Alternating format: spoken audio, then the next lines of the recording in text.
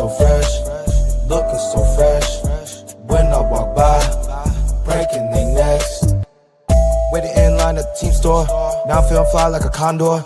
Eyes on me when I walk through the door. Man, I wish I bought a couple more, cause I really love my city. It was worth every penny. If it were at my show, then I know they gon' tip me. Think I might add a couple patches. If you think it's ugly, you capping. Now my whole outfit matching, never going out of fashion.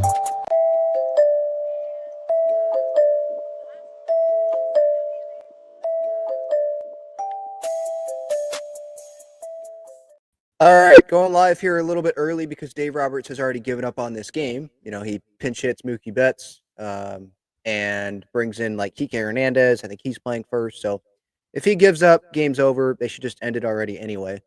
But the Padres, they take the final game of this 4-game set. They lost the first 3, obviously. And I'm not going to sit here and be like, super happy because they obviously dropped 3 out of 4. But there were some encouraging things, and obviously the main encouraging thing was Xander Bogaerts. How he has a 4-hit game, at least as of now. 4 for 4, scored all 3 of the Padres' first 3 runs in this game. He homered off Yamamoto, a gapper. Just after last night where he had another gapper as well, it really is just encouraging. I know that these pitches aren't like the hardest pitches to hit. Some of them are just right down the middle. But this is a guy that has struggled, and it's different than Eric Hosmer, right?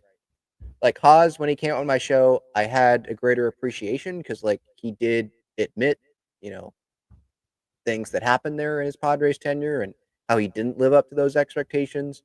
Like I did gain respect for him for, facing the music a little bit there and talking to a diehard Padres fan, about what happened. But it is different. Like with Haas, you didn't feel like he cared as much as Xander Bogaerts did with quotes and stuff like that while he was playing with the Padres. And so I think when Bogaerts is struggling, it's just different. Like today, for example, or not today, yesterday, he had the quote after the game, and I'll bring it up because I want to say it word for word. Kevin Acee got this after yesterday's game where Bogaerts, obviously, he has that ball in the gap and comes back, ties the game, and it's like, man, that's a great, like, signature Bogaerts moment from this season. But then, a matter of minutes later, it just gets flushed down the toilet, essentially, because Will Smith hits the walk-off. Here's what it was. This was, again, that 9th inning, it was 3-2, in the gap, ties it, Manny scores. Maybe could have taken the lead with Lockridge, but wasn't the best, jump from him there. And Bogaerts says, one of the few positive things I do, it don't even last a couple minutes.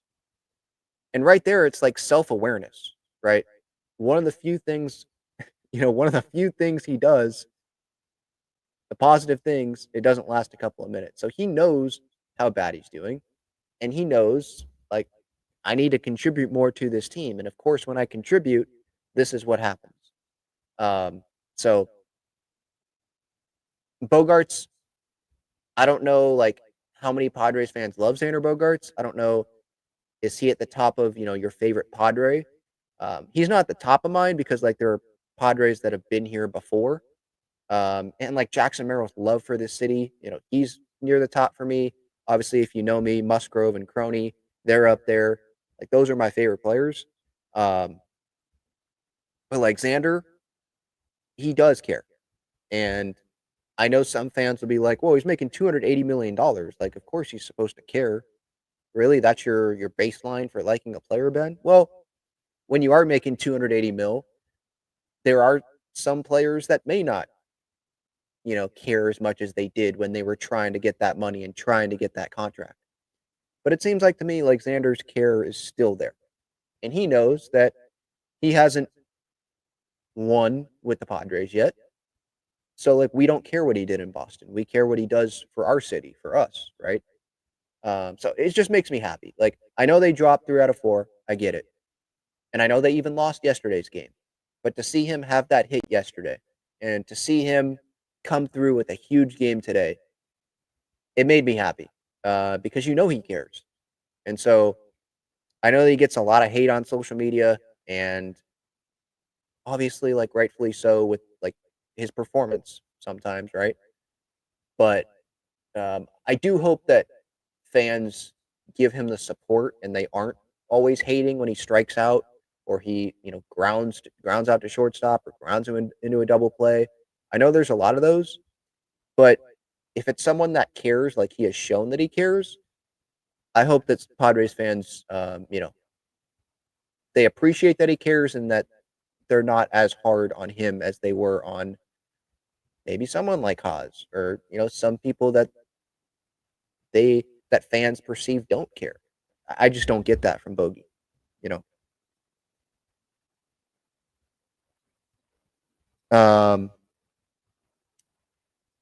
Is this game over yet? Top of the ninth still? Yeah, Trenton Brooks just replaced Tatis. Okay, yeah. I'm glad that I came on a little bit earlier because I'm sure a lot of people have work in the morning like myself, and I don't need to be talking till 11 o'clock at night. The first three games, obviously, I gave my reaction to the first three games already, in the single game reactions that I do after most Padre games. But I can go through those pretty quickly here, just, as quick recaps. And the Padres, so I'll go game one, game two, game three. I'll obviously get to the chat. Might be having a Dodger fan come on here in a little bit, but that'll be after I talk about these first three games here. So 6-3 was that first game, and this was the start of, the Shohei show, according to like everyone other than Padres fans, right? Ohtani was announced on Sunday night that he was going to start that game, and everyone was so excited about that. The baseball world, MLB account, and then he goes one inning, and the Padres almost get him out before he completes one inning. But you wouldn't have known if you, go on the MLB social accounts because they were just happy that Shohei was back. There's for me, there's clearly a lack of respect by some of these national, whether they be accounts or national personalities, and the Padres can use that, to their advantage. They really can, and I hope that they do, because Shohei, like, I know I'm a Padres fan, so I'm biased, and so, like, I don't like Shohei because he's a Dodger, but still, it's like, come on. Dylan C strikes out the first five guys that he faces, and there's no post about it from MLB until probably like a half hour after I posted about it.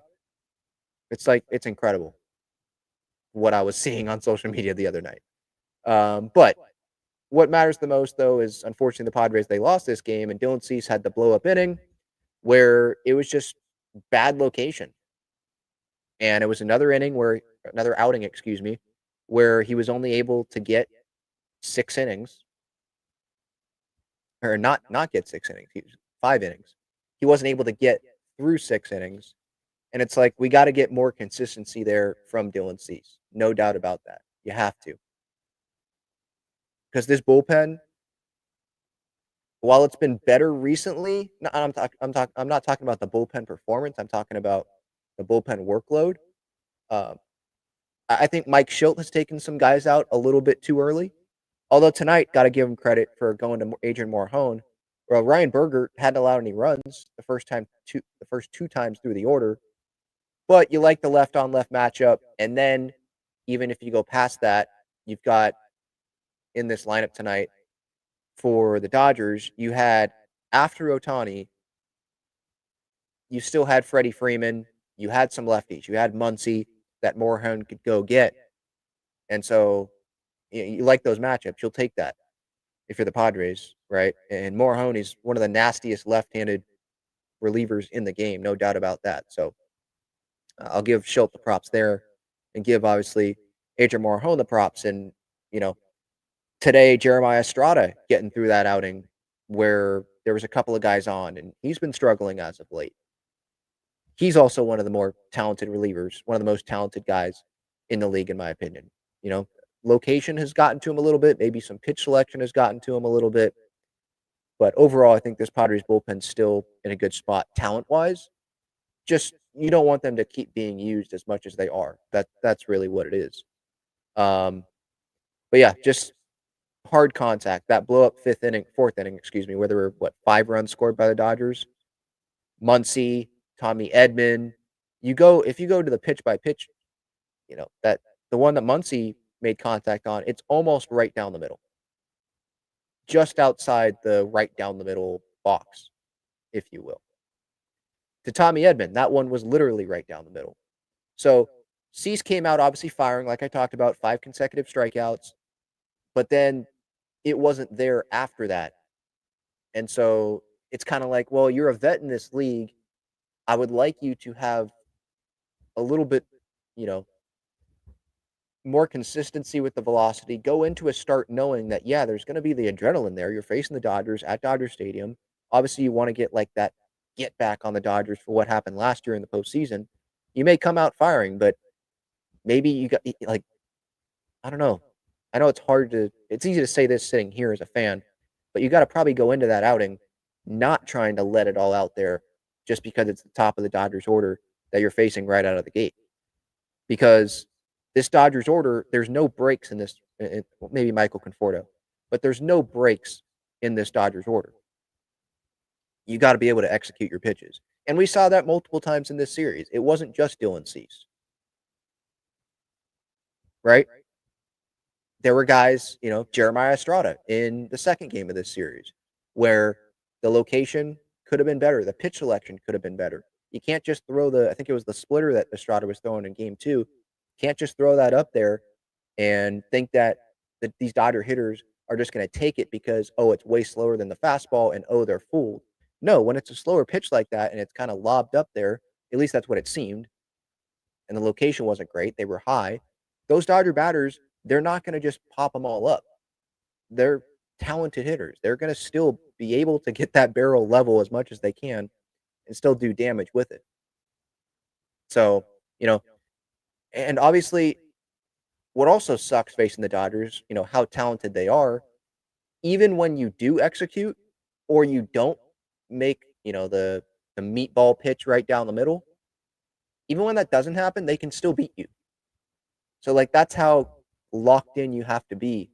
Like the Will Smith home run, the walk-off last night. Was that a bad pitch? Was that a terrible pitch? It was the lower third for sure of the zone, and he hit it opposite field out of the yard. We could talk about Tatis and should he have caught it? Okay. But come on, sometimes you guys got to tip your cap on some of those pitches there. As much as I hate doing that, that's the best catcher in baseball, probably the best hitting catcher in baseball. Or actually, Cal Raleig's up there too. But NL, okay, yeah. It's just really hard. I guess that's my point. It's kind of Captain Obvious too, but it's really hard to get through this Dodgers lineup. And so when you're making those mistakes and you keep going to pitches that aren't really helping you on that night, it's just making it harder on yourself, making it harder on the team. So, yeah, I mean, the first 2 games, you could point to the blow-up innings. Dylan Cease and then Estrada there in game 2. And the Padres lost game 2, obviously 8-6. We could talk about the on the field, but if you get what I'm saying, off the field sort of stuff, where out of the game stuff, I should say. You had Andy Pages and what happened there, where he gets hit, I want to say in game 1 of this series. He's not happy about it. Mike Shildt, which ended up aging really poorly. He ends up, I posted the clip on it, got over 1 million views on social media, which was kind of crazy, but it's Padres Dodgers. It's going to blow up. Andy Pages gets hit. Shildt to the dugout. There are actually 2 Pages from the dugout. Is saying, "Who the F do you think you are? You shouldn't be clapping back at Dylan Cease. Come on, man. We're not going to hit you." And Manny was saying this post game too. You know how Will Smith had the Mr. Irrelevant comment about Profar and how Profar, he got hit. And then it wasn't intentional. Profar then said later it wasn't intentional. He kind of overreacted in the moment. And this was that same thing from Andy Pages. But this is their Jurickson profile for this year. And I don't care what Dodger fans have to say about, Andy Paul has more potential. He's younger than Profar. Profar was a 1-year thing, all that. I'm not talking about it that way. I'm talking about it as this guy gets hit. He's not one of the superstars on this team, the faces of the franchise. He's just not. Is he going to be an all-star this year? Probably, but he's not one of the superstars on this team. And he gets hit. He has a problem with it. And a key player on the other team, says essentially, like, there are other better players that we would hit if we actually were trying to hit someone. And then Pages ends up having 4 hits the next night. And, it's a big reason why the Dodgers win that game. He goes 1 for 2 the next night. And it's just like, all right, yeah. Of course, that's what happens when Shildt says that. Of course. But that's who, like, Shildt is. He's a competitor, and he gets fiery. We know that during these moments. And I think Andy Pages got fiery in that moment as well. Then you had Shohei get hit, or actually before Shohei got hit, you had Tatis get hit, square in the back, no warnings. I had a problem with that because what happened earlier in the series, and like people that I guess don't know baseball, they were in my mentions talking about how I don't know ball because why would they give out warnings when there was 1 hit by pitch, not 2? And I'm like, go back in baseball history. There are a ton of times where first inning warnings to both dugouts get done by the umpires after 1 guy gets hit. It's to control the game. Like, no, we're not going to be starting a beanball war back and forth. This isn't going to be happening. We're going to play a baseball game here. We're not going to be hitting each other. And that didn't happen. I think the umpires could have done a better job at controlling the game there. When Tatis, he's one of the superstars in this game. And that was drilled in the numbers, in the number 2 on his 23 jersey. And nothing happens. And then when Shohei gets hit, not square in the back, gets hit below the waist in a close ball game, then warnings are issued. So I had a problem with that. Obviously, Dave Roberts, he goes out and, he gets ejected because the umpire's like, hey, no. After they issue warnings, Dave's trying to talk, not talk though. Like that's where I disagree too with Dave. Because he was saying post-game that, well, Mike Shildt got to talk to the umpires without getting ejected, but I didn't. And I'm like, come on, dude. It's 2 different things. Totally 2 different things. You were yelling at the umpires. Mike Shildt calmly walked out and was asking. That's what happened. So, yeah, you can lose me on that point, Dave. But yeah, he goes out and whines like a baby and, does this fake tough guy where he's like, oh, hold me back because I'm going to go punch this third base umpire. Now, the third base umpire, to be fair, like it did seem like he was engaging with Dave and trying to piss Dave off even more. Probably could have just walked away. But like Dave really, he looked immature there in that moment. He did. You know why warnings are issued. Come on. Your guy hit Tatis square in the back earlier in the game, and you're going to act like, we don't deserve a warning. Like, come on, man. But anyway, game goes on. Obviously, Padres end up losing that game too. It really sucks. I'll say this. It really sucks seeing Tanner Scott and Kirby Yates pitching and not giving up runs against the Padres. It really sucks. I know Kirby Yates performing well with the Padres was back where they were still the Blue Padres back in 2019. But Tanner Scott obviously was last year. We knew this was going to happen. Tanner Scott was having trouble early on in the season. We knew he was going to be dialed back in when he was going to face the Padres. Of course he was. This Dodgers, this is a concern for me come postseason time. This Dodgers bullpen, they can give bullpen. I mean, they're proving it now. We'll see what happens, what their bullpen situation looks like in October. But they're doing bullpen games now with pitching an inning, and pretty much all of their relievers giving up no runs. Right. For example, game 1, right? Ohtani has that 1 inning. Kasparis, and he was their bulk guy. He went 3 2/3 and gave up a couple of runs. But everyone else, no runs. They got nasty guys. Banda, Vessier, Kopech, although sometimes he doesn't know where the ball's going. Tanner Scott, Kirby Yates, like they've got some nasty arms. And so when you have to face new guys every time up, you don't get a second time through in a game facing someone. For most teams, and I think I said this already during this series after one of these games, for most teams, a bullpen game, you're probably like, yeah, let's go. But when it's the Dodgers, that's not the case for me. When I see a bullpen game for the Dodgers, I'm like, well, it's going to be hard to score some runs here because they're nasty, and it's just the different matchups. And pretty much, not every batter, because that's impossible, but almost every batter, definitely the key Padres batters, you're not going to have the advantage up there at the plate. It's going to be the pitcher because the Dodgers, they have the lanes and they strategize for certain pitchers to face certain Padre hitters, and you're kind of effed. So, I would think if the Padres and Dodgers match up at some point in this series, at some point in October, they're going to have at least one bullpen game, and the Dodgers will have the advantage. They will. And Dylan Cease, going back to him, in the postseason, when it matters the most, let's just not start him at Dodger Stadium.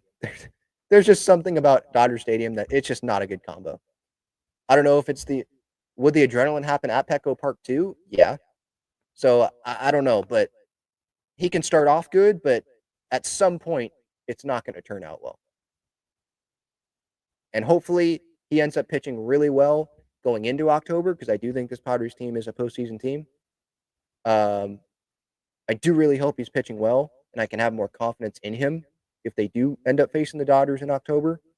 But and I know at Petco, the last time out, he pitched really well. I get it. But this is the most recent outing. And more often than not, Dylan Cease, I don't have the exact numbers right in front of me, but I'm pretty sure more often than not, Dylan Cease has not done the best job against the Dodgers. So really, it's like, let's hope that Michael King's going to be back. Yu Darvish, same thing. Like, I trust those guys more, in my opinion. Right now, right now, you get what I'm saying. Not right now, because those guys can't throw a baseball, but if they were healthy, I would trust those guys more than Dylan Cease. Nick Pivetta, you line him up, obviously. We'll see if they acquire another starting pitcher before the deadline. I would think that you're still going to pitch Dylan Cease in one of the games, but do you do it at Dodger Stadium? I really do think the Padres got to ask themselves that question. And obviously, it's based on availability, right? The Dodgers would be hosting the series, so if you want Dylan to pitch multiple times, he's obviously going to be pitching one of those first couple of games, right? If it's in the division series. But yeah, I'm not very confident right now in Dylan Cease, facing the best lineups. And the best lineup, like with the Dodgers, where, almost everyone in that lineup, it's going to be a tough out, and you're going to have to be pretty on your game if you want to, really dominate. And with this Padres offense, like, you hope that they're going to turn around and start clicking. And I did see that this series. Xander, obviously, the back half. More like the back, 25 to 40, like 40% of this series, because that last at bat that he had of yesterday, and then obviously today's game. But like Xander, encouraging. Manny, he's hot. Tatis, I'm seeing definitely more encouraging things from him with the toe tap. It's not the leg kick. He's making better contact. And I know there was the walk-off homer yesterday with the fielding and all that, but made a good catch today. Got a ball in quick to second base. Like, that stuff is still there. We know the speed's there. I think things are trending upwards for him. Do got to mention Crony with the gapper today, the ground rule double, which thankfully it was a ground rule double, because Bogaerts would not have scored, I don't think, if that ball would have stayed in, because he didn't get a jump at all.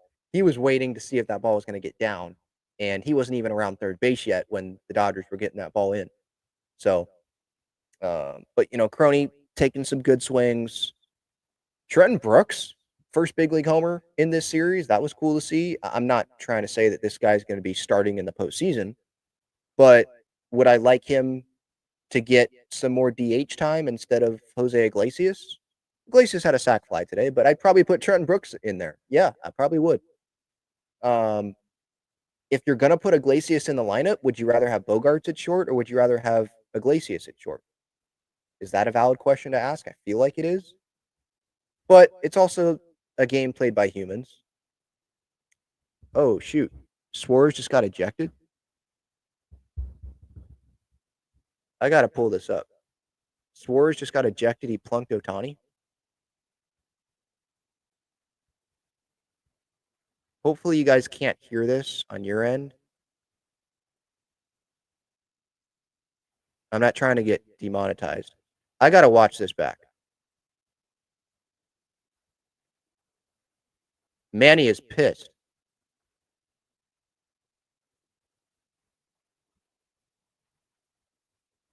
Okay, I'm going back right now. I'm watching Suarez.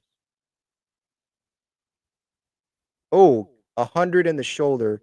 Immediately threw him out? What?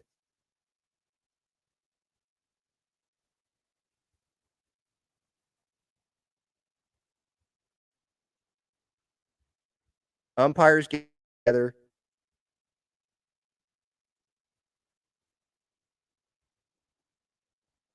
And they like confirm throwing Suarez out? That's crazy. There were no warnings issued in this game, right? Unless there was a warning before this that I wasn't watching.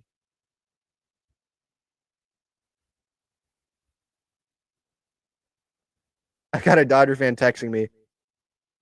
Overreaction from the ump. This is crazy. In the 9th inning, the Padres, why would he try to hit Shohei there? That's so stupid. In the 9th inning, you're trying to hit Shohei when you're trying to win one game in this 4-game series? Who is this home plate umpire? Have some common sense. Shohei waved off the dugout, saying like, no, don't. I don't know if it was to the trainers or to the Padres too, or to the Dodger dugout too, like, don't come on the field. It wasn't intentional. But that's crazy. The home plate umpire, by the way.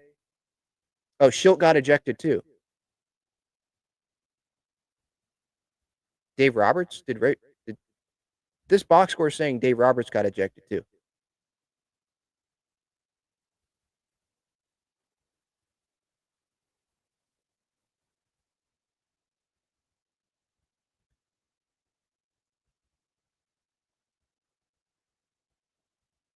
That's crazy. Marvin Hudson is the home plate umpire.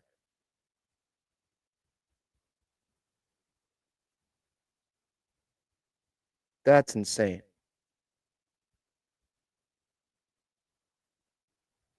Wait, was there a view of that? Benches cleared earlier. This was in the 9th inning?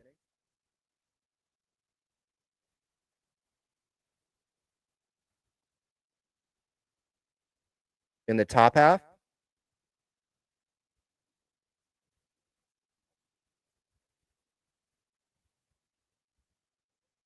Okay. I'm going to get my Dodger fan on here.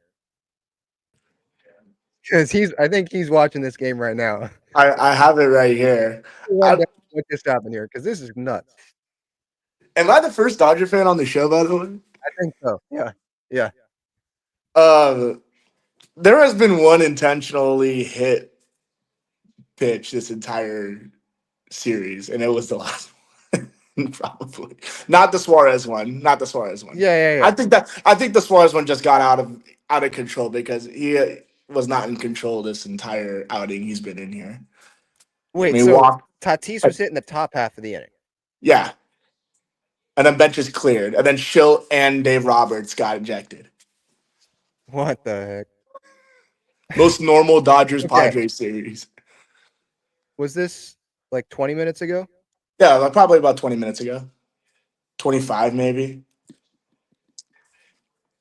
Okay. I'm trying to go back on MLB TV right now. Oh, okay. I'm seeing this right now. Yeah. Dave is okay. Let me go all the way back. Yeah, they're yelling at each other. Oh God, Miggy Rojas. Oh man, they got all the way on the netting. Yeah. Holy It cow! was a good little. It was a good little scrum. This game's about to end right now. Miggy Rojas up the freaking bat, Of man. course, the He's one killing game me. I go live before the game ends because Dave gave up. This happens. Okay, I'm rewatching this.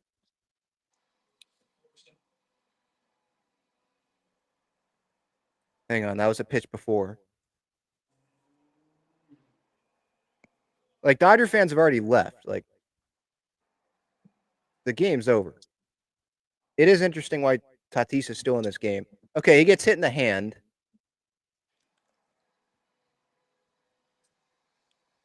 Dalton Rushing is on deck. If he gets You can there. tell Shilt's pretty pissed off coming out. Oh, and he's yelling at Dave as Tatis is on the Yeah, ground. it's like Oh my god. Oh. Dave, that was not Shildt putting contact on Dave. Dave went up to Shildt. beat his ass, Doc. Doc is 100% beating up Mike Shildt. I'm sorry, bro. Doc is 100% whooping his ass. Dave. This is the Mr. Tough guy again. Get him, Doc. Oh, come on. That's a bad. Come on. Oh, damn. Shildt was pissed. Oh. Finger pointing. Wow. Meet me after the game. Is that what Dave said? Yeah, I was about. Bases are juiced, dude. He walked. Matsui just walked Miggy Rojas. I'm just saying, you let Miggy Rojas get on base. A rarity these days. Mookie's doing nothing to settle the situation, by the way. he was just talking to Him and Tatis on the Tatis were side. probably talking about his next podcast appearance. Dalton my Rushing is goodness. up right now. Oh my god, for Will Smith. What is Dave? And Dave was looking at Tatis as he's walking away. What are we doing? Meet him in the tunnel. Meet me in the tunnel. Oh my god. Wow. Yeah, you picked a hell of a game to go live early. This is crazy. The game was over. Mookie gets pinch hit by Miggy Rojas. Like the game's over. Oh my god. Okay. Yeah, it was over once What? Miggy Rowe goes. I'm like, all right, this is over. What the hell? It's bases loaded right now. Yeah, With you- bases loaded right now. What? Dalton Rushing's up. I'm watching it live. Okay, I just can't put it on the screen because I'm not going to Yeah, get. you can't. You don't want to get demonetized. What a call by the ump. Oh, you're you so wanna- behind me. No, wait. It's a 2-2 count. Oh, 2-2 count? Oh no. Yeah. Okay. You're in front of me. You're in front of me. Never mind. I thought you were talking about the first pitch of the at bat. No, Oh no. God, Kike after Kike would be after. We took everyone out this game. Everyone but Shohei. Yeah, like how does that happen? When Dave is the ultimate guy to give up and you keep your most valuable player in the lineup. Like, what are you doing? What? I thought he was gonna give his butt buddy Conforto some at bats. No way, a run just scored. I'm sorry, I'm just spoiling this for you. But keep your mouth shut while I'm watching this. I'm like a pitch behind you, dude. Edmund just freaking scored. Tommy Tanks. Am I the first person to do this? This is going to be screen recorded, bro.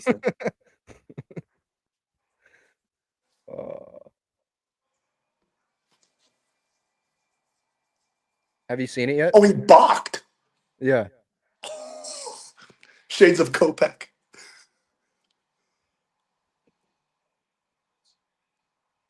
Wow.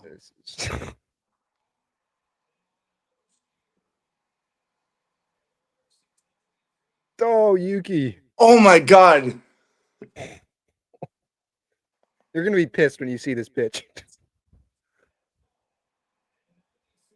Dead ball. Yeah, it got Cotton Maldonado's. Yeah, with rushing here. Oh my goodness.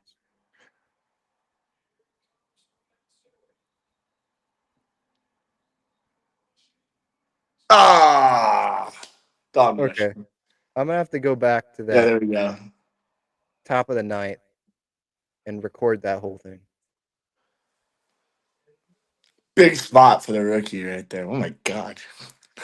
Takes out Wilson. Takes out Will Smith for rushing after Will Smith pinch hits and hits a walk off home run. That's insane. Oh my god. Okay, well, okay. So it's final. Padres, they win that game. 5-3. Should have been 5-0, but that's Padre baseball. Yama meatballs look pretty good today, huh? What's up? Oh, Yama Yama meatballs. Yeah, Yama meatballs. it's still puzzling how we just don't give him run support, and we win 3 out of the 4 games with bullpen games, and then we lose with our ace. It's just a story I'm of telling people, like, these bullpen games, the Padres Dude. get screwed. Like, I don't feel confident going into bullpen games against the Dodgers. Other Emmett teams would be like, Sheehan. yeah, sure. Like Emmett Sheehan got optioned today for Jack Little, who was the one who plunked Tatis. And then Dave but probably brought yesterday him up and be like, him hey, and during this Robo game, you're plunking someone. like him and Robo were pitching a masterclass, two-man job on the Padres. Insane. I'm trying to see if someone already posted this. Okay, Shildt said, in the middle of the scrum, it looks like, you want to go? We'll effing go. Roberts, meet me after the game. Get him, Doc. Get him, Doc. I'm going on Twitter right now. I gotta see this.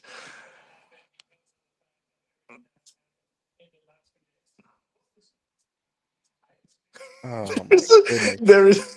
There is a photo after Shohei got plugged, and Kershaw is like leg over the railing, pointing like this. So Oh Dodgers my view said the God. grandpa Kershaw was ready. Nick Kurtz hit another walk-off home run. It's his second one of the week. Oh my lord. Yeah, no crap. That should be a suspension for Dave Roberts. Hold on. I'm looking at this right here. Hey, I'm just saying. Shildt had every opportunity to do something, and he did the whole. Some guys behind, some guys in front of me Hold on a too. second. Hold on a second. Whoa, come on! He could have swung. No. Could have given him a little jab. I'm watching it right now. He sees Doc coming up. He's talking to the home plate umpire, and Doc comes out and starts. He comes like right at him. Shilt's still talking to the umpire, and Roberts is coming at him, and then gives him this shove. I know that. Let him know you're there, Doc. That doesn't compare to Andy Green walking away and Dave Roberts pushing him in 2016. But like, still, this is still like a cheap shot. Like, Shildt is pissed off at the umpire, it looks like, and Dave just comes up. Like, come on, man. Dude, I don't know who that umpire was. I don't know who that umpire is. But I'm watching Brian Esposito, the Padres bench coach, just let's see. Yeah, he hits the umpire in the face, I'm pretty sure. As everyone's walking away, Dave gives the old point, I'm gonna beat your ass. This is great. Oh, God.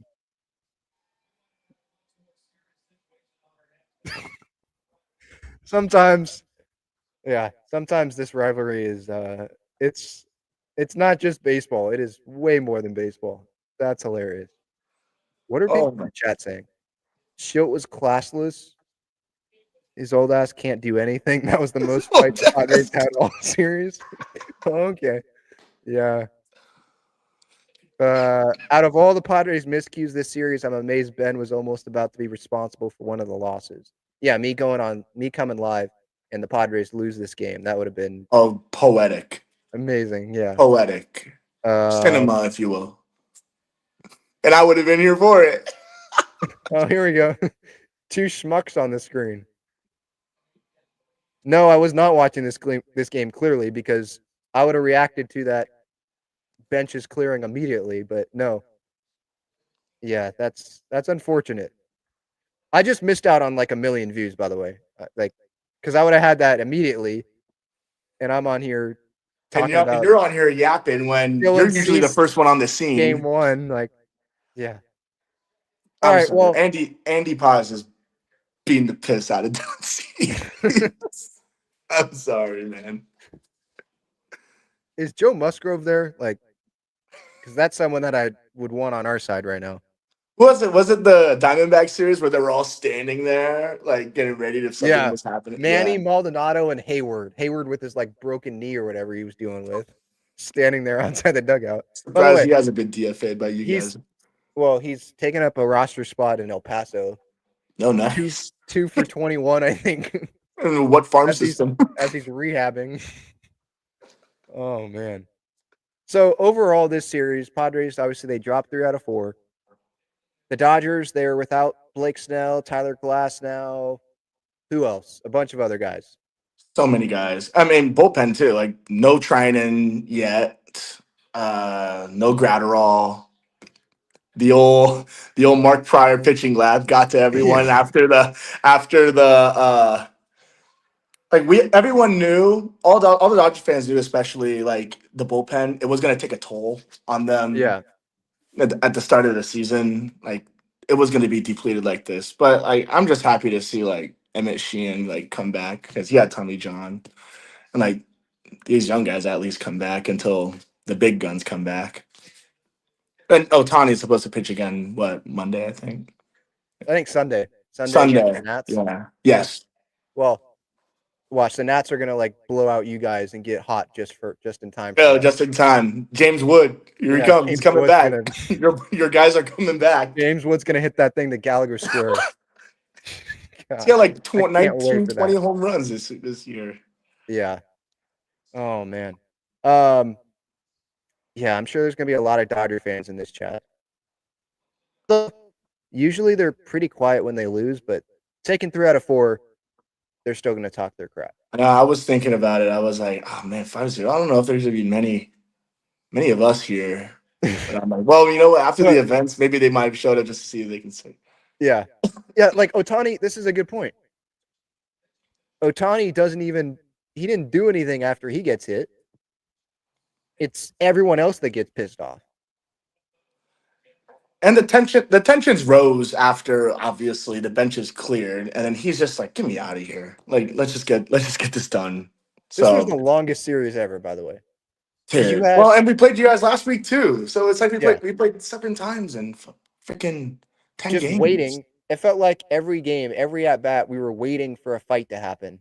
And then the game's over and then the fight happens. It's like, oh, okay. Yeah. Like, We were great, waiting wait till game 4, top of the ninth to do it. Yeah. Obviously, I feel like the Tatis one, obviously I wasn't watching live.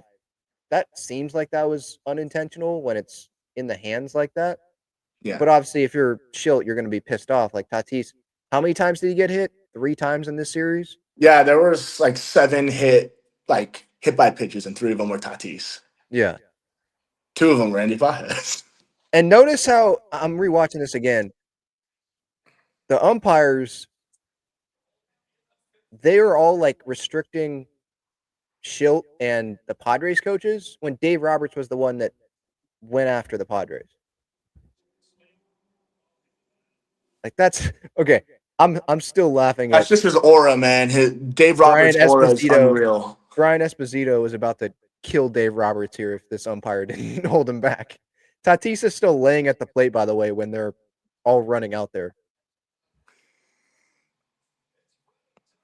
He stands up. He just seems so tired of this. Oh man. Yeah, I just tweeted that out. I was like, Andy Green and now this. This guy just can't help himself. It seems like, obviously, with the San Diego connections he has, he now being with the Dodgers and definitely winning the series, I feel like, or winning the World Series, definitely makes him more confident in going after the Padres and really wanting to be the bad guy in this city. I don't know about you, but it just seems like he's totally taken on that role, and he loves being that villain. Well, Because him like a with ton the of whole weight is Manny off his thing, shoulders now. yeah, and the whole Manny Yeah. thing that happened with the dugout last year, and Ken Rosenthal writing that article for Dave last year. I mean, come on, it was for Dave, and all that happens, and they win. He kind of got like vindicated. Like, yeah, I'm good. I can do whatever I want. The bad guy thing, it worked. I'll just keep doing it against the Padres here. Like Mike Shildt, he must hate Dave Roberts so much. Because he dunked on him in St. Louis and then So dunked on him again in the playoffs last year. And then I hope he beat his ass in the parking lot after this game. Oh my goodness. Okay, we got this guy a super chat here. Get yourself a tampon, crybabies on me. Are you talking to me? I assume he's talking to me. He's talking to you, dude. He's Yeah, I talking to assume you. this is a He's Dodger talking fan. to you. Yeah.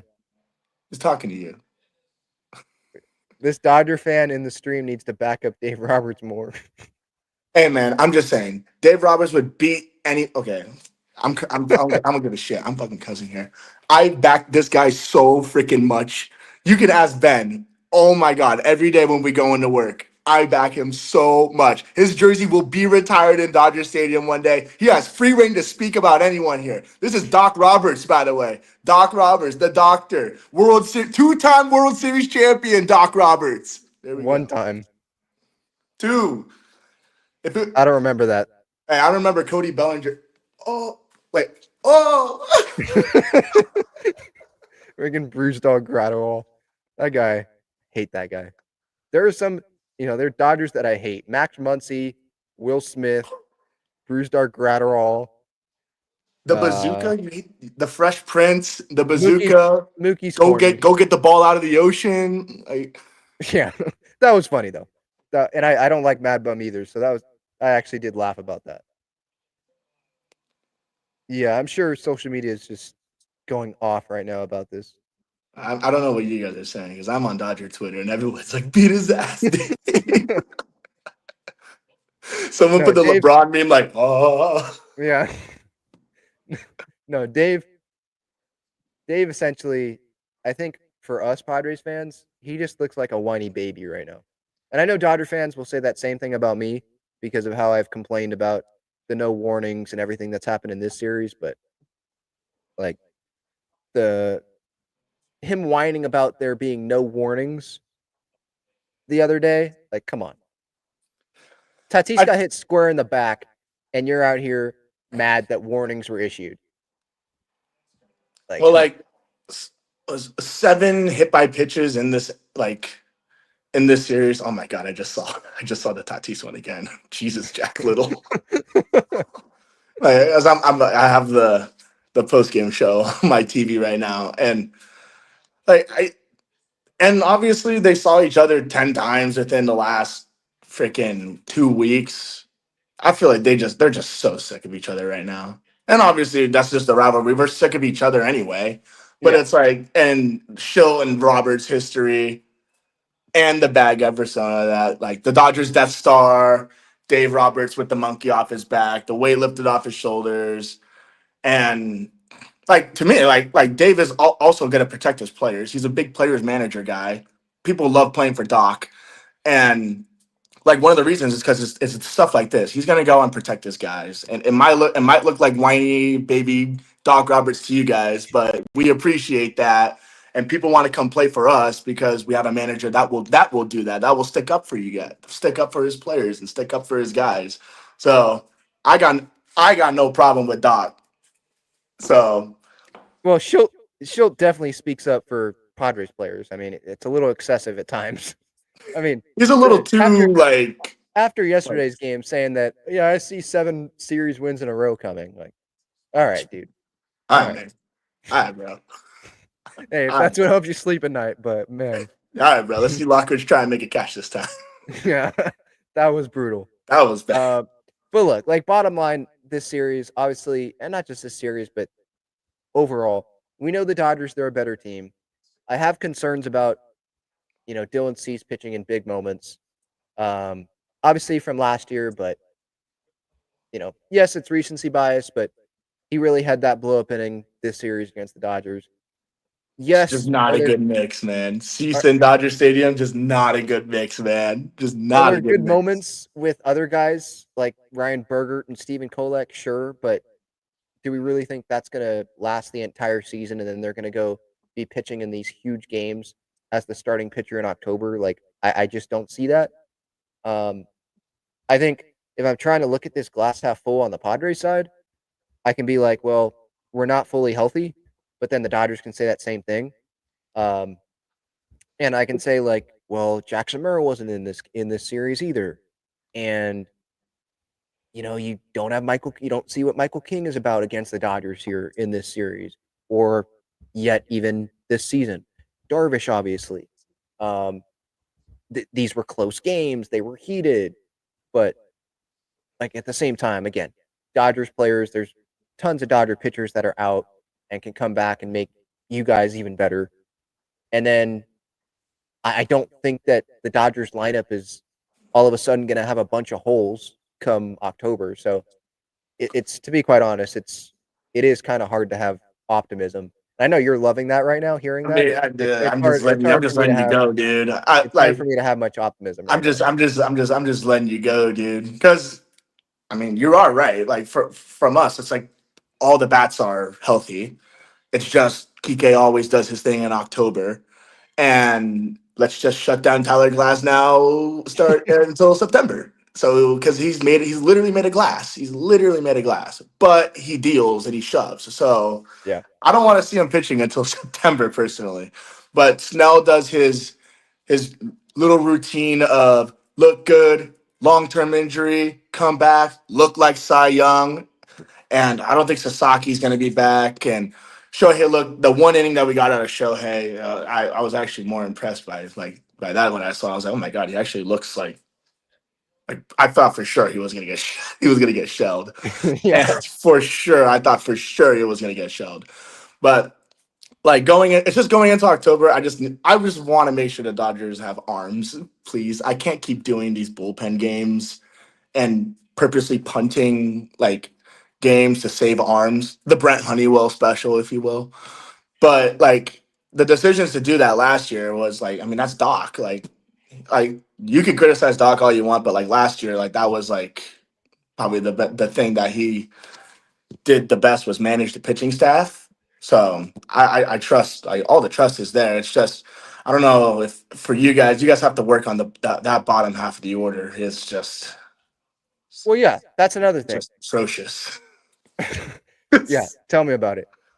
You look at this lineup, and you've got Tatis, Arias, Machado, Sheets, Bogarts, Cronenworth. Jose Iglesias is DHing. Bryce Johnson's in center. Maldi's catching. I mean, come on. Like, yeah, improvements have to be made to the bottom of this lineup. I know it's the bottom of the lineup, and there's a ton of teams in baseball that have a bad bottom of the lineup because it's the bottom of the lineup. Like, your best hitters are going to be at the top, but and I know Merrill's out, so like I probably shouldn't even include Bryce Johnson, but Yeah, but still, like, you don't have a left field situation. You have Gavin Sheets playing left. He should be DHing. You have Maldonado and Elias Diaz, who at the beginning of the year, like I thought they were actually doing fine for being, 8-9 hitters. Since it's really tailed off, and I haven't been as impressed defensively with them as I was earlier in the season. So I have Colden's probably not a word, but I'm just not as confident in those guys, and I'm definitely more willing for a catching upgrade. Earlier in the year, I didn't feel like it was necessary. I was like, if these Padres pitchers are going to trust Maldonado, they're going to trust Elias Diaz. I don't want Campy catching. I don't want him anywhere near the plate. Like, I'm going to trust on dude, that, but fall off was real. Maldonado 82, and Elias Diaz doesn't seem to be much better. Just defensively, it's not like they're throwing out a ton of runners. I feel like they were earlier in the season. So, yeah. Left field, obviously starting pitching, you can never have enough of that. That's what I'm looking at. this deadline, a month and a half, whenever it is, because this long of a season to have those holes in the lineup. I know that other guys are starting to turn it on now with Tatis, obviously, and Bogaerts. It's a very small, one and a third of the game, right? But you got to have a complete lineup. You can't have holes in the lineup because that's going to get abused come postseason time. So yeah, there's work to be done. I know that Padre fans, they want AJ to make a move now, and like, what are you waiting on? The Giants just go get Devers, and they're obviously ahead of the Padres in the division, and it's like, make a move, AJ. Clearly, Jason Hayward's not it. Who you have in left field? Like, again, Gavin Sheets shouldn't be playing left field. Go make a move, but with the way that this is, with the expanded playoffs, like, more teams are going to take more time to see where they're at. And so I just don't see moves being made immediately because teams got to decide if they're going to want to try to contend or if they're going to be okay with selling off a left fielder. There's just so much still that can change. June 19th, that's a long ways away. July 31st, whenever that, I think that's when the deadline is. That's a long ways away. Things can change. So as much as teams, there may be GMs that are calling AJ like, yeah, we're definitely open to trading you Taylor Ward or whatever. They could get better offers as well from other teams, and things could change for the better in those team situations. So we're pretty much, I guess my point is, Padre fans, we're pretty much just going to have to sit through this and wait till the calendar hits the end of July while the Dodgers continue to have like no holes except Conforto in their lineup. And I know Dodger fans like to complain about Conforto. I hear it every day. So yeah, I'll ask the Dodger fan perspective from you, like what you want from the Dodgers in terms of any possible moves there. With the Padres, it's going to be a longer list, obviously. I mean, for us, I think it's just starting pitching. It's not like we already have enough, but it's like after last year, we can't keep doing the bullpen game, punt, Yamamoto and pray, bullpen game, punt, whole thing. Like we have to make sure that starting pitching is healthy. So I like the only thing like more arms, long reliever, starter, Sandy Alcantara arms. No, he'll just Like get hurt too. some just something like that. Like because the lineup is fine. It's just that Yoshi has to have a sit down players only meeting with them and say, hey guys, what the hell? I need some run support here. You're giving run support to Justin Robisky and Emmett Sheehan, but when I go out there and toss a damn near immaculate inning, I'm getting zeros. And when Jack Little goes out there, he gets 3 runs. So what the hell? Yeah. Uh-huh. It's just like I know the offense is going to be fine. The big four is fine. The middle, obviously, and Pages is having a career year. Will Smith is the best catcher in baseball, and Tommy Edman and Hae-Sung Kim are like the spark plugs. Kike does his thing in October. Maybe Conforto will see God, and Miggy Rojas will just be there and not touch the field. And like it's just a lot of waiting to see how healthy these pitchers get at the end of the month of July, and I would just at least want one more arm. Skeens. Okay. All right. Let's kick this guy off the show now. Anyway, update from Mike Shildt. Said that Tatis is getting x-rays right now. I thought I saw, Annie Halloran said x-rays are negative, but it's not in a good place. I think that Shildt kind of, because like, really, what does he know right now? Like, it just happened. I feel like sprained his wrist probably or something. I feel like that's him just trying to make the point like enough's enough, and that's what he said here.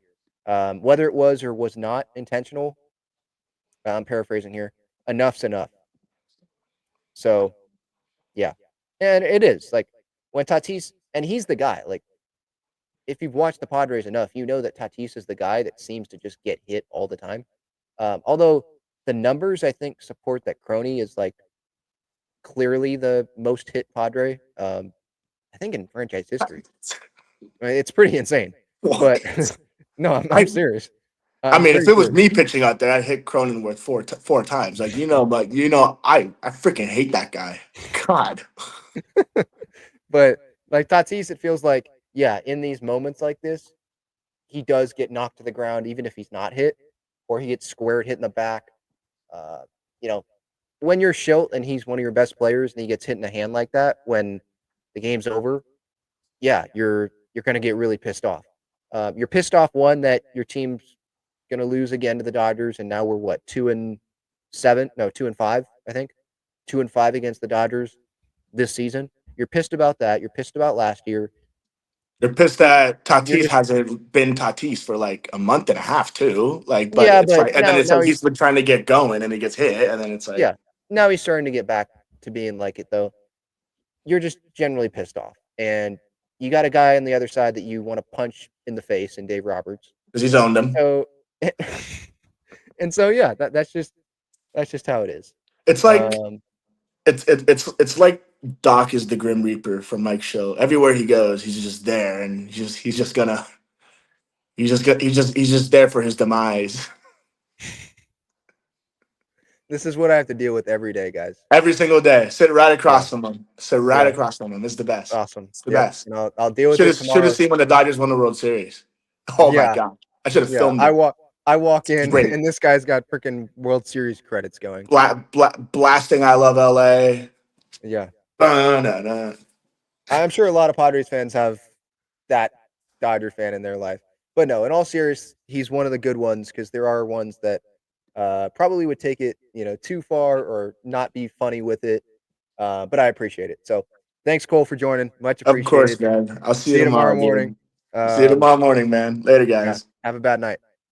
All right. Let's get back to the chat here. Before getting to the chat, want to get to the great partners of this show. Starting off with Gaglio and Bros famous cheesesteaks and garlic fries. Their main location is on Friars Road. You can check them out. They're at Snapdragon Stadium. They're at Petco Park. The Wave obviously play the Washington Spirit coming up this weekend on Sunday night. So make sure to come out and show your support. It would be great if you hit up the Padre game. It'll be 110 against the Royals, and then head over to Snapdragon for the night game. That would be sick. But yeah, they're at Snapdragon Stadium and Petco Park. Gaglio and Bros is cheesesteak fries, garlic fries, cheesesteaks. Check them out at Petco Park, down the third baseline, and then they're in the upper deck as well, section 319, which is on the first base side, down the first baseline in the upper deck. You'll see them there as well. Freestyle Cut and Stitch. They are a custom basketball jersey company here in San Diego, run by a San Diegan. A lot of Padres players wear those basketball jerseys, whether it be Jackson Merrill or Tyler Wade. Manny's worn it in the past. Former Padres like Ha-Sung Kim, Jerkson Profar. They also did just do customized jerseys for CJ Abrams, Mackenzie Gore, and some of the Nationals guys. So if you have a request that maybe isn't on the site that you don't see on the site, whether it be an SDFC player or a Wave player or another Padre player, you can check them out as well. So again, Freestyle Cut and Stitch, that's their website. The link is in the description. They're on Instagram. Check them out there if you want to see some visuals and some good content there. And if you want 10% off on any future order, use code Talking Friars. Again, code Talking Friars. Same code, by the way, to get $20 off your first order when you sign up with your email on SeatGeek. Breaking Tea. If you're more of a shirt guy, maybe not a jersey guy, basketball jersey guy, maybe you don't want to spend $200 at the Padre team store, but you want to support your favorite player, you can do that with Breaking Tea. They've got some really cool Padres player graphic tees. Merrill, Gavin Sheets, Fernando, Manny, Darvish, a lot of guys. So please click the link in the description there if you want to check those out. I did see they were having a 15% off sale, so you can double check that if you click the link in the description as well, because the College Baseball World Series is going on. But I do want to try to hook you up there and help you out with Breaking Tea as well. All right. Ozzy says game wasn't over, a little premature. I think he's saying, for me to go live. But look, come on. I got work in the morning. A lot of people have work in the morning. It was a 5-0 game. The Padres still won the game. So, whatever. I am pissed that I missed the the bench is clearing like in the moment, but watching that back live, watching back live on here and seeing what that looked like, that was intense for sure. And it's clear there's no rivalry that is even close to Padres Dodgers right now. It's not close. JD's third with the super chat. Ben, we almost blew the game with the shenanigans in the ninth. Good thing they punted. Why do we let them get inside our heads? We fall for it. I don't know if you can truly prove that we let them get inside our heads, like Padre players' heads is what I'm talking about. Yeah, I kind of disagree with that. Like, in what way do you see that they get inside our heads? Like Padres players pressing? I mean, I've seen them press in other games before. So, yeah, I don't really see that. Because, like, these games, they've been pretty close. It's contested, it's tight. That's how it is. So, I don't know about that.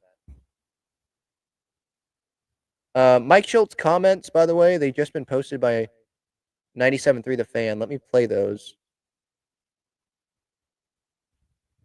What happened there? Just a culmination of quite candidly, a little bit of a year plus since I've been in this chair. We first of all, I'll say this: there's a lot of respect for that team, whether it's mutual or not. I would like to think it is. The fact of the matter is, it's a good rivalry. It's a good, hard-fought baseball rivalry. I don't want it to get to a point where it got to, and accelerated to tonight. But we got to the ninth not in isolation. We got to the ninth over a combination of things. Look, they like to pitch in. They're aggressive pitching in. That's fine. People pitch Toddy in. He's been hit 5 times by this group and played a lot of dodgeball because he's athletic. He's been hit 3 times in the last 7 games. And you can put it any way you want, but he hadn't been hit more than 4 times by any other team, period, in his career. So, and then I saw back before I was in Valid points there by Shildt. this chair when he came back in 23, there was some snarkiness, him being thrown at, and I asked him about it. He said, I came off, I earned it. People are going to remind me of what happened in 22. And, but after a while, enough's enough. And, intentional, unintentional, the fact of the matter is, took exception with it. And I'm responsible for my actions. And I recognize that one of the few times that, I'm going to instill myself in the game. But hopefully I answered your question. Were you shocked that Dave came out and made some contact with you? What happened there? No, I wasn't shocked at all. I mean, What a shot. I'm not shocked Dave Roberts made contact with me. I went to their dugout. He came out. And that's it. Do you think the pitch was intentional to hit Tatis tonight in that spot? I'd like to think not, but I can't say that. Only a couple people know that. And whether it was or it wasn't, enough is enough. We got a guy that's getting x-rays right now. It's one of the best players in the game, of course, on our team. And this guy's has taken shots. Okay? And before this series, and I can back this up with complete evidence, track records speak for themselves. Teams that I manage don't get into altercations like this because teams I manage don't throw at people. But also teams I manage don't take anything. And after a while, I'm not going to take it. And I'm not going to take it on behalf of Toddy. I'm not going to take it on behalf of our team, intentional or unintentional. It's really that simple. That's how this game's played. And you want to call that old school, then yeah, we'll play old school baseball. How is Tatis? His initial X-ray was negative, but it's not in a good place. You're messing with people's careers. You're messing with people's seasons. So this is, like I said, I don't need to go back in the last year and a half of what we've tolerated. But we've kept our eye on this group. I'm not going to go back and talk about instances that happened because I'm not going to be this wah wah wah. I'm just going to play the game. But again, we got a guy that's in there getting drilled and got X-rays. And that's not good enough. It's not cool, man. And he's our dude, and I got him, and I got our whole club. They're probably going to say that the Otani incident afterwards was retaliation. How would you characterize it? I don't know. I don't really care what they say. I really don't. What did you make of what happened after you left the Vegas, you guys? What happened after I left? I was having some nachos and water. Yuki had to finish it out. Oh, Yuki. Good job by Yuki. Nice job. Got his first big league save, I think. Good for Yuki. Right, T? Happy for you. What did you think when Robert got ejected there? I mean, listen. Of course he did. That's completely understandable. We were down to a couple guys in the bullpen, and we were down a couple managers too, because that's what got tossed. So we try to plan a lot here, but we don't have the contingency for the third manager. They asked Ruben if he was the manager. He said no. Somebody else gets hit, and I get tossed. I'm not man. What? Hammock, Robbie Hammock. Talk before the game about Xander, and he was able to be the hero for longer than a few minutes today. What did you think about it? I thought he was fantastic. Left up where he left off last night. Good at bats. The homer big. Hard contact. We talked before the game about the outliers that have represented some really positive things without as many positive results. And you got to see him drive the ball to the ballpark and drive a couple balls in the gap and hit the ball the other way hard. And thought you looked like who he's capable of being. Think it's good that you guys go a few months without playing now? We're going to get after it for the next 2 months, and they'll be on the schedule 2 months from now, and we'll be ready. When you say Tatis was not in a good place, do you mean just generally hitting someone in the hand is, can be pretty big risk, or is there like a specific location that's hand? Yeah, we're trying to figure it out. There's the hand's got a lot of bones in it. So all I know medically, and again, from the last couple of days, I'm not a good medical term guy. But they just said it's in a tough spot where there's a lot of bones. So the initial rating negative tomorrow, more imaging, and we'll keep our fingers crossed. What about Bryce Johnson? Bryce's X-rays were negative, and Bryce got hit by a pitch. Oh, okay. So yeah, Bryce's X-rays were negative as well. You'll talk before the game about Ryan Berger being unafraid. What about him getting through this lineup twice? Fantastic. He was tremendous. Got through it twice. Really poised to take him even in a close game. We're going to read it, but, was comfortable before he got into a little damage, the walk and then the base hit. And then Maury Hone, let's talk a little baseball. Berger did a great job thinking about running him through Smith to get to Freeman for Maury Hone, but, boom, boom, and now Maury Hone's in the game. But Berger was great. Executing pitches, that's what this is about. All right. Yeah, that was Tatis getting hit for the third time in 4 games. Didn't Shildt say he got hit 7 times against the Dodgers this year? Or at least there were 7 hit by pitches against the Dodgers this year, something like that. That Bryce Johnson one, by the way, ooh, man. That hurt watching it, getting hit in the knee. They had to almost carry him off the field.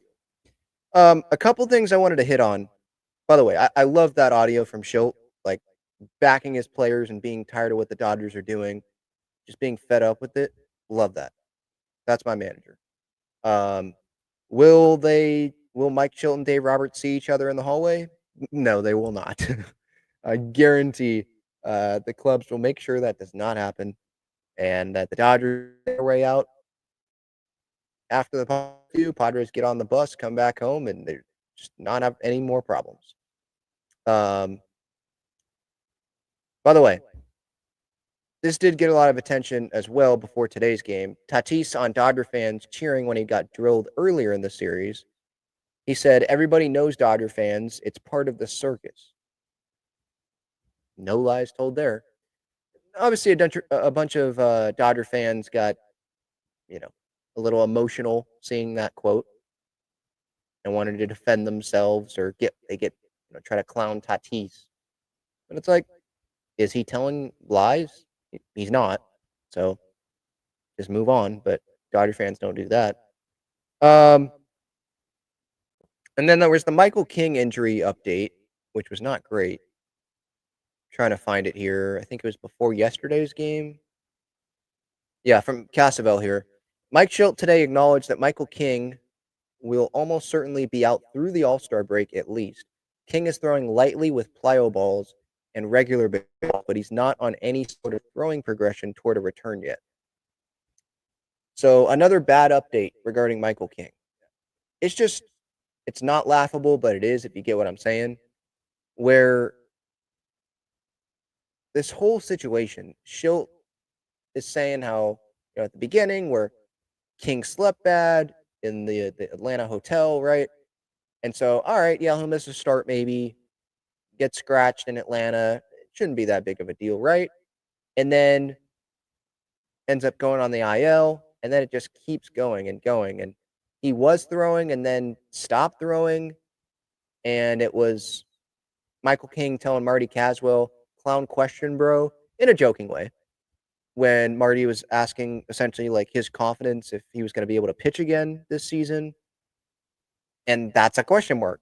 Kevin writing today, like maybe he'll be out 2, 3, 4, maybe the rest of the year.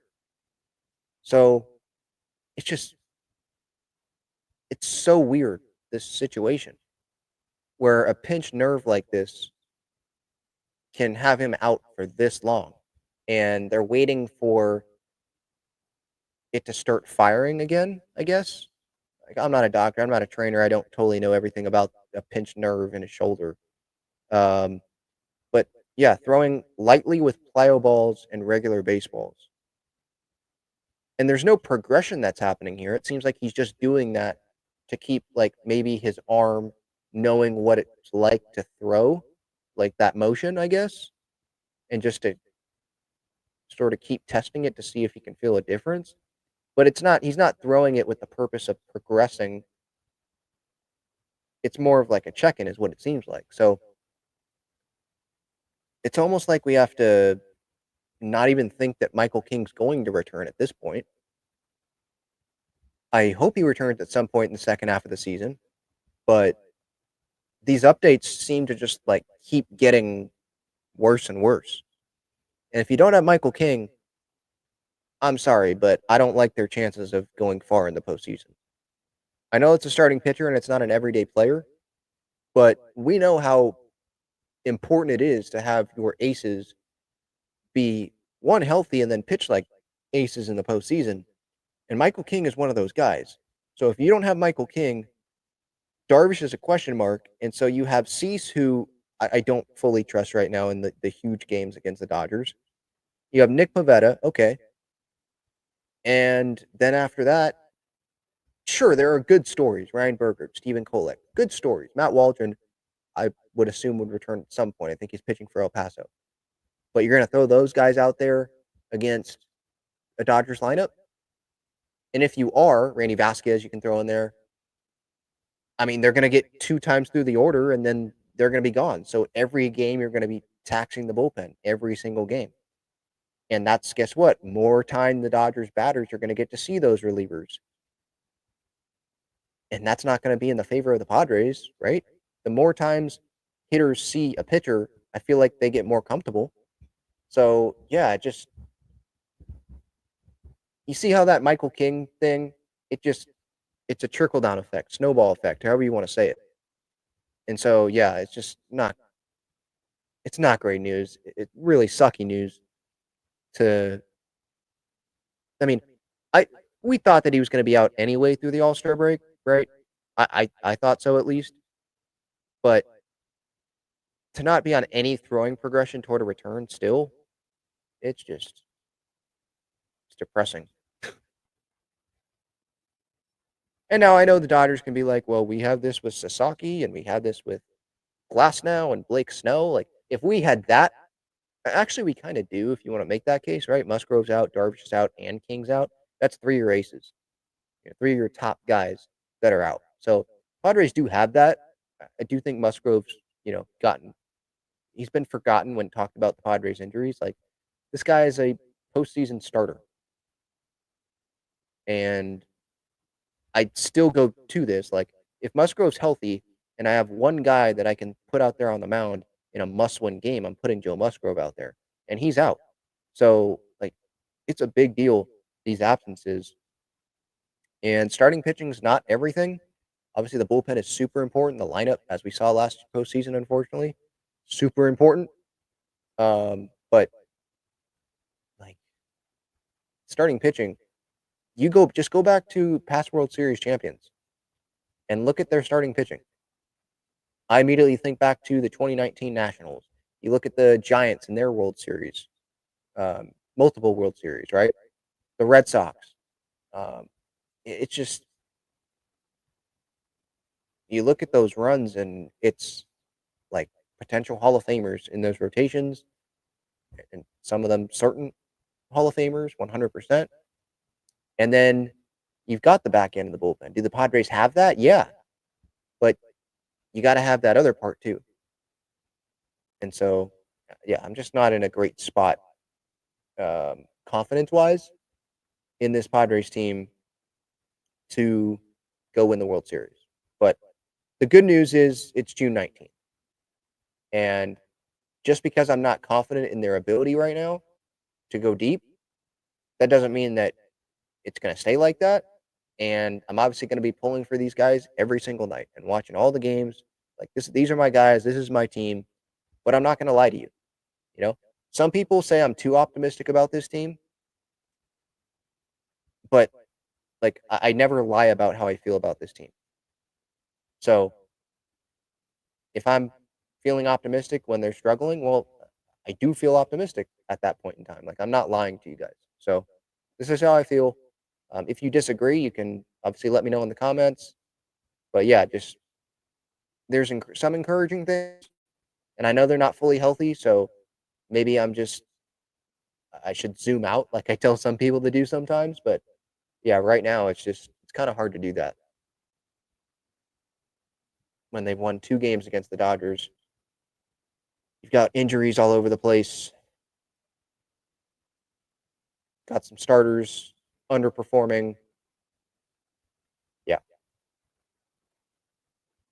Now, this is a point, too. Michael says, Mookie, Ohtani, Freddie were non-factors in this series. Imagine they woke up. Yeah. That's also something that can be a negative for the Padres. But again, it goes to, like, there's not many holes. I mean, there aren't holes, like, plural. There's probably a hole. There's not multiple in this Dodgers lineup. And so, yeah, I know that Mookie and Freddie have choked in the postseason in a Dodger uniform before, but it's not like I can't say that about our guys, right? So it's not like me saying that about them makes me feel any better, really. Last postseason, you had, Freddie obviously show up huge. Ohtani he had his moments as well. So the Dodgers, just to sum this up and end this show here, the Dodgers, they're a better team. I think that's pretty clear. And there's a lot of question marks about this Padres team. Can they go beat the Dodgers in the postseason? They can, but I'm not feeling great about those chances right now. But the good news is that, yeah, it is June 19th, and a lot of things can change. Things can change for the worse, but they can also change for the better, and that's just what we got to hope, is that they do change for the better, because while it was, some competitive games this series, and there was obviously a lot of back and forth, and it was fiery, it definitely is the best rivalry out there.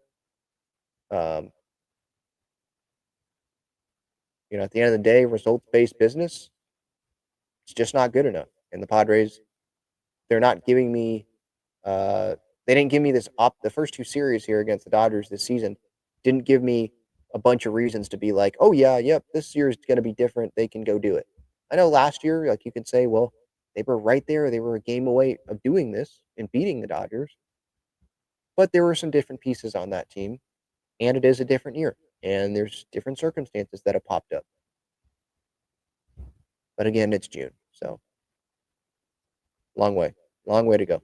All right, thank you everyone for the time. Much appreciated. Dodger fans, hopefully you enjoyed me not being very happy after this series. Hey, I appreciate everyone that takes the time to listen. Have a great rest of your night, everyone. We got the Kansas City Royals coming up next, and then the Washington Nationals before hitting the road.